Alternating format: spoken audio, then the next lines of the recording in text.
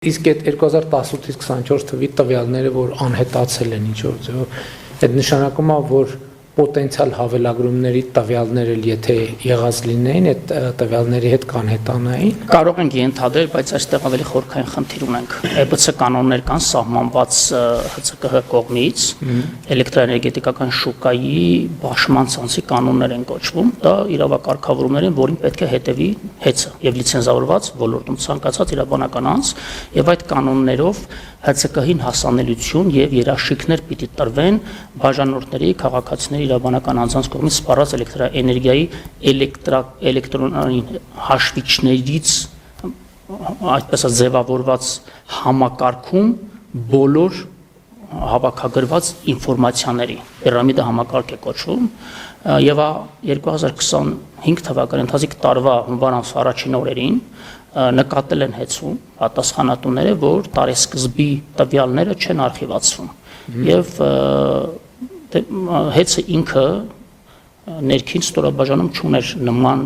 ծավալի շուրջ 700,000 սպառողների հաշվիչների հավաքված համակարգի մասին է խոսք հասունություն ունեցող սպասարկելու եւ այդ համակարգի սպասարկումն իրականացվում էր արտաքին միջամտության շնորհիվ, այդ թվում եւ ռուսաստանյան որոշ ընկերությունների, որոնք կամ ուղղակիորեն մաս են կազմում դաշինք ընկերությունների խմբին կամ արտապատվիրակված են այդ ծառայությունը ռուսական ընկերությունների 40-ից ավելի դոստուպներ ուներ համակարգը այդ փուլում մեր ուսումնասիրություններն են դա ցույց տալիս եւ ահա այդ 40-ից ավելի դոստուպ ունեցող անձանցից ոմանք կամ ինչ որ խումբ պարզապես կամ կանխամտածված կամ ցածր կոմպետենտության արդյունքում հունվարի սկզբին այդ խնդիրը լուծելու process-ի ընթացքում որպեսզի լրացուցիչ սերվերի վրա լրացուցիչ տեղեր ազատվեն եւ կարողանան այդ ամբողջ արխիվացնելու չգիտեմ ինչ գործողության արդյունքում ուսումնասիրվում այս պահին նաև քրեական վարույթ կան այդ փաստով եւս նախաձեռնված ջնջվել է 2018-ից 24 թվականի նոյեմբեր ամիս ընկած ամբողջ տվյալների բազան։ Հիմա տենց վարկած կարող է լինել, որ այդ տվյալների բազաներում տեսանելի եւ ապացուցելի կլինեին նաեւ հավելագրումներ եւ այլն ձեր նշածները եւ այդ տվյալների ջնջելու հետ այդ տվյալները նույնպես վերացել։ Այո, կարող ենք ենթադրել, այդտեղ կա նաեւ առաջին խախտման բնույթը ինքնին ԵԲՑ կանոնի կոպիտ խախտում է եւ տվյալ փաստը հատկանշականն այն է, որ ժամանակի տնօրեններն ու կառավարիչները թաքցրել ՀՑԿ-ից։ Թեպետ ծառայական քննություն են նշանակել, որոշակի մեղավոր շրջանակներ են դուրս բերել եւ այդ ամբողջ փաստաթղթերը ՀԵՑ-ում պահվում են խնամքով, բայց որևէ կերպ հաշվետվությունում չի արտացոլվել ՀՑԿՀ ներկայացվող, ինչը լիցենզիայից բխող առաջնային պահանջ է նաեւ։ Ընդ որում նաև հաղորդում չէր ներկայացվել իրապահներին, քննելու նաև այն վարկածը, որ գուցե արտաքին միջամտության արդյունքում է տեղի ունեցել, քանի որ խոսք գնում է 700,000 մեր քաղաքացիների սպառողների անձնական տվյալների մասին, այսինքն անձնական տվյալների պաշտպանության խնդիրը կար նաև։ Եվ ուղիղ արտացոլանքը այդ բազաներում եղած տեղեկատվության բիլինգի այլ համակարգում որոշակի կան, որը որ տվյալ համակարգից ներբեռնվում է բիլինգի համակարգ, ընդ որում մարդկային գործոնով պայմանավորված։ Պարզապես այդ ծախսը վերականգնելի է, թե վերականգնելի։ Այս պահին մինչև այս պահ չի հաջողվել վերականգնել։ Թեպետ մյուս կողմը պնդում է, որ այն տվյալները, որոնք որ արտացոլված պիտի լինեին տվյալ համակարգում, ջնջված համակարգերում, այսպես թե այնպես արտացոլված են բիլինգի բազաներում, բայց բնավ դա այդպես չէ, որովհետեւ ծախսումների, այսինքն սպառման հաշիվների, այո, հաշիվների, բայց հիմա հնարավորություն կա այդ հաշիվները համեմատել իրական ծախսի հետ։ Այս դա է խնդիրը, որ իրական ծախսի բազաները քանի որ ջնջված են, այդ հաշիվները ինչը որ կա արդեն, արտադրված, այդ հաշվի գրած թիվը ինչքանով է։ Հենց խնդիրը դրա մեջ որ ոչ ոք։ Այսինքն դե գրած է, որ ես պետք է 10,000 դրամ հոսանքի վարձ վճարեմ, հա գրած է, տակնել բնականաբար համապատասխան թվով հոսանքի ծավալը նկարագրված։ Բայց եթե գնանք հիմքը ստուգենք, ես իրոք այդքան եմ հոսանք սպառել թե չէ, հնարավոր չի դա վերացնել։ Թվային եւ եթե ձեր ասածը հիմա տեսեք, դուք ասում եք 1 2 3 4 հավելագրման դեպք է, չի արձանագրվել։ Եթե 1 2 3 4-ը եղել է 5 6 7 8 9 10 եղել է, նշանակում է 20-ն էլ ա եղել, 30-ն էլ ա եղել, 40-ն էլ ա եղել։ Հակառակ դեպքում ո՞նց կարա լինի, որ այդքան այդպիսի ռազմավարական նշանակություն ունեցող համակարգի ռազմավարական նշանակության ինֆորմացիա մեկ էլ ջնջվում է պատահաբար։ Շատ ճիշտ եք եւ բնավ չխորանալով նույնիսկ բովանդակության մեջ ինքնին երևույթը որ թաքցվել է թե իրավապահներից թե ՀՑԿ-ից արդեն իսկ լրջագույն խախտում է Դա նաև խոսում է մոտիվների մասին այդ իմ նշած վարկածի գոյության իրավունքի մասին որովհետեւ եթե խնդրեմ ա եղել այդ խնդրեմի հետևից միջև վերջ չգնալը այդ նշանակում է այդ փորձել պարտակել ինչ որ երևույթներ այդ թվում Այո, դա այն 6 կարևորագույն կետերից մեկն է, որի հիմամբ լիցենզիա զրկվեց հեծը, ընդ որում ասեմ 6 կետերն էլ ինքնին արդեն առանձին հիմք է լիցենզիա զրկելու։ Բայց մենք մեր ուսումնասիրությունների վերահսկողության արդյունքում վերհանեցինք շուրջ 6 կետեր, ընդ որում 6-րդ կետը ընդհանուր կառավարման արդյունավետության ֆինանսական գործառնության առումով իր մեջ եւս 9 ենթակետեր են պարունակում գնումների գործընթացների մատակարարումներ։ Գնումների գործընթացի հետ կապված մենք նախկինում բազմիցս քննարկումներ ունեցել ենք իհարկե աշխատանքային մակարդակում եւ դրանք չեն լուսաբանվել որովհետեւ զուտ աշխատանքային հարց ա եղել որովհետեւ մենք խնդիր ենք տեսել որովհետեւ տնտեսությունից էլ այդ ազդակներն եկել են որ գնումներում հիմնականում մասնակցություն են ունենում փոխկապակցված կազմակերպություններ այսինքն հեծի սեփականատերերի խումբը ստեղծում է եւ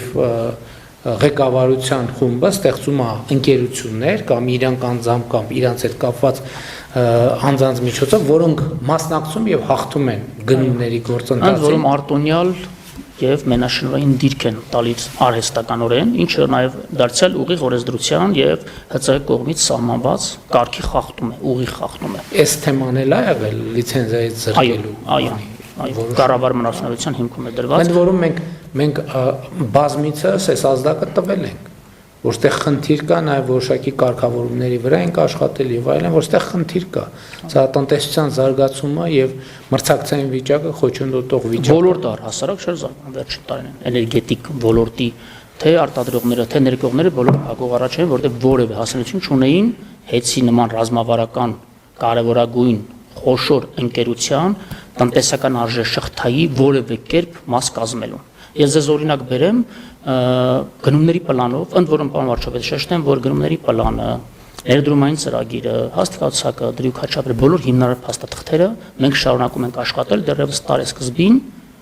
իրենց իսկ կողմից հաստատված փաստաթղթերի հիման վրա, որը փոփոխություն չեն կարել։ Դա սկզբունքային չեն կարել, որպեսզի հետագայում չշահարկվի, որ մենք պիտի զարգացնեինք կառավարչի ապարատը եկավ եւ այլն։ Եվ իրենց իսկ հաստատված գնումների պլանով օրինակ կցորդիչների դա որոշակի դետալ է, որը որ մալուխային գծերի վթարների ժամանակ կիրառվում է եւ հազարավոր, եթե ոչ տասնյակ հազարավոր կցորդիչներ են օգտագործում տարեկան ցանցում վերանորոգման աշխատանքներ իրականացնելիս միավոր նույն տեսակի նույն տեխնիկական բնութագիրն ունեցող նույն քանակի գնման խմբականակը նախատեսված էր 128 միլիոն դրամի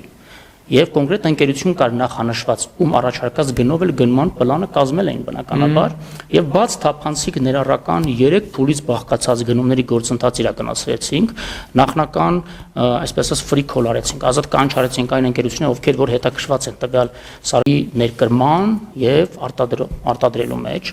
իրենց բոլորի տվյալները հավաքագրեցինք, տեղ բնութագրերը առանձին բոլորին ուղարկեցինք, գնային առաջարկներ ներկայացնել եւ շուկայի ուսումնասիրություն իրականացրեցինք եւ վերջին արդյունքում հանրային գնումների օրենսդրությանը խիստ համապատասխան գնման արդյունքում 128 միլիոն դրամ գնումների պլանում դրված նույն քանակի նույն տեղ բնութագրով ապրանքը ձեռք բերեցինք ընդամենը 58 միլիոն դրամով 70 միլիոն դրամ միայն խնան ենք այդ գործարքում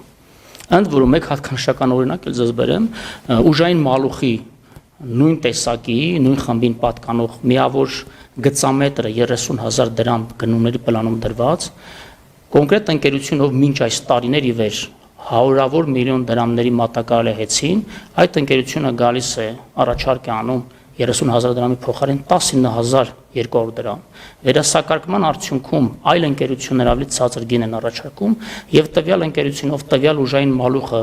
ավանդաբար մատակարարել է 28-ից 30,000 դրամով գծամետրը, մատակարարում է 18,400 դրամով գծամետրը։ Այսինքն կարող ենք ասել, որ նույն որակի նույն տեղ բնութագրի, կարող ենք ասել, որ առնվազն ապրանքանյութական արժեքների մատակարարումները տևական շրջան վերջին տարին իրականացվել են առնվազն 60-70 մինչև 100% ուռճացված գներով, ինչը ուղղակիորեն ներդրումային ծրագրերի մասով ուղղակիորեն մտել է սակագին։ սակագնի կառուցվածքի մասը կազմել։ Դե հիմա այս բոլոր թեմաներով մեկ հետաքննություն նախաձեռնել ենք, որ հասկանանք ոնց է տեղի ունենում կամ ոնց է տեղի ունեցել սա։ Դա ՀՑԿ-ի վարույթի շրջանակներում ՀՑԿ-ն որպես վերահսկող կարգավորող պետական մարմին բոլոր այդ նյութերը ուսումնասիրել են եւ այդ նյութերի այն հատվածը, որոնք որ փաստաթղթերով աճ հիմնավորվել են, բոլորը դրվել են վարույթի հիմքում։ Այն դեպքերում, որտեղ որ մենք առերևույթ հանցակազմի դրվագներ ենք տեսել, ես ինքս հաղորդում եմ ներկայացրել նաև գլխավոր դատախազություն։ Հիմա փաստորեն ստացվում է, որ կցորդիչը, որը կարող էր իհարկե շուկայական գինը որոշակի փոփոխություններ կարող է ունենալ, բայց պլյուս 10%, 20% եւ այլն, այսինքն որը կարող էր ձեռք բերվել կլորացրած 60 միլիոն դրամով ձեռքաբերվել 130 միլիոն դրամ։ Այո, ընկերության տարեկան բյուջեի մեջ նախատեսված եղել 130 միլիոն դրամ դրա համար։ Շատ լավ։ Դե սա շատ կոնկրետ փաստեր են եւ տպավորություն է ստացվում, եթե չեմ սխալվում, սենց երևույթները, իրավաբանները փողերի լվացում են կոչում, որ այսինքն իրականում ոչ թե գործարք անելն է, աշխատանք անելն է, այլ շրջանառությունից փող դուրս բերելն է եւ դա այնպիսի խողովակով, որ առերևույթ եկամուտը դիտվի օրինական, բայց գործնականում այն ինչ որ նկարագրում եք եւ եթե հիմնավորված է ըստ էության դա այլ անուն կան փողերի լվացում դժվար է գտնել։